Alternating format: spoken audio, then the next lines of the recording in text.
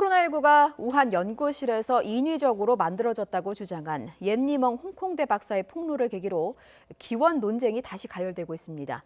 옌 박사는 유전자 재조합을 근거로 제시했는데 학계에서는 아직 경계론이 이어지고 있습니다. 국제부 조수연 기자와 함께 자세한 내용 살펴보겠습니다. 어서 오세요. 안녕하세요.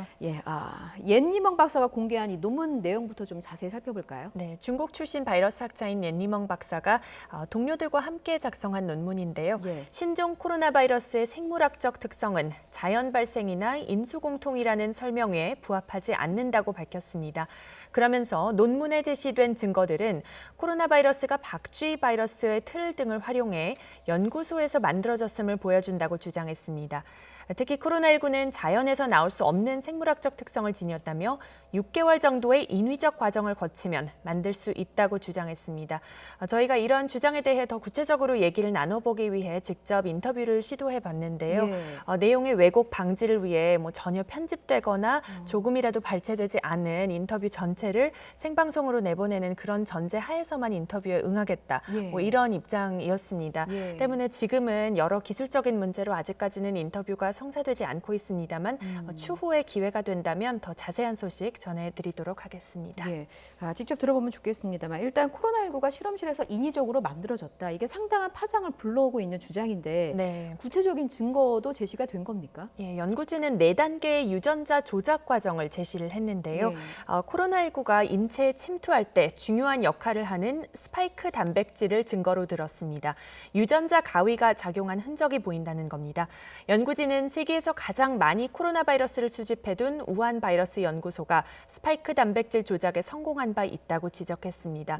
또 코로나19가 인공적 바이러스라는 주장을 담은 논문들은 검열 문제로 학술지에 게재되지 않고 있다고 주장했습니다. 그렇군요. 이 주장에 대한 반론도 있을 것 같은데 나와 있습니까?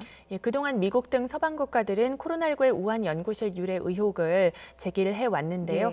옌니멍 박사의 주장은 여기서 한 발 더 나아가 더 구체적이고 파격적이라고 볼 수 있겠습니다. 때문에 이에 대한 경계론이나 반론도 만만치 않은 상황입니다. 학계에서는 유전자 가위 사용설 등 여러 부분이 아직은 과학적인 근거가 부족한 일방적 주장에 불과하다는 의견들이 나오고 있습니다. 또 이번 논문이 게재된 곳은 개방형 정보 플랫폼 제노도인데요. 국제학술지 일반적인 게재 검증 과정을 거치지 않아서 신뢰하기 어렵다는 지적도 있습니다. 그렇군요. 그동안 세계보건기구도 코로나19에 관해서 조사를 해왔잖아요. 그런데 옌 박사 주장에 대해서는 어떤 입장입니까? WHO는 일단 자연 발생에 무게를 싣고 있습니다. 옌 박사 주장에 대해서 구체적으로 언급을 아직까지는 하지 않았습니다만 WHO의 신종질병팀장은 앞서 지난 5월 연구실 유래설이 불거졌을 때 이렇게 말을 한 바 있습니다. 코로나 바이러스에 대한 15,000개의 유전자 배열을 확보하고 있지만 확인한 바로는 모두 자연에서 발생한 것이라는 겁니다. 그렇다면 여러 의혹 속에 논란이 되고 있는 코로나19 기원에 대한 진상 규명 노력이 WHO 차원에서도 당연히 요구가 되는데요. 현재 WHO도 비판에서 자유로울 수 없는 상황입니다. 지난 7월 WHO 조사단이 중국에 파견됐는데 정작 우한은 방문하지 않았고 아직 이렇다 할 답을 내놓지 못하면서 부실 조사였다는 지적이 잇따르고 있습니다. 이 때문에 앞으로 더 철저하고 또 독립적인 조사가 필요해 보입니다. 자, 끝으로 백신 소식 하나 알아보겠습니다. 아스트라제네카 임상시험에서 보고됐던 환자 한 명의 질환이요. 이게 백신 때문이 아닐 수도 있다. 이런 분석이 나왔다고 해요. 네, 맞습니다. 아스트라제네카와 백신을 공동 개발 중인 옥스퍼드 의대가 자체적으로 내놓은 분석인데요. 독립적인 검토 결과 해당 환자의 질환이 백신과 연관성이 없거나 백신과의 관련성을 확신할 만한 증거가 현재로서는 부족하다고 밝혔습니다. 아직 이 환자의 정확한 질환은 공개되지 않았는데 척추 관련 염증인 것으로 알려지고 있습니다.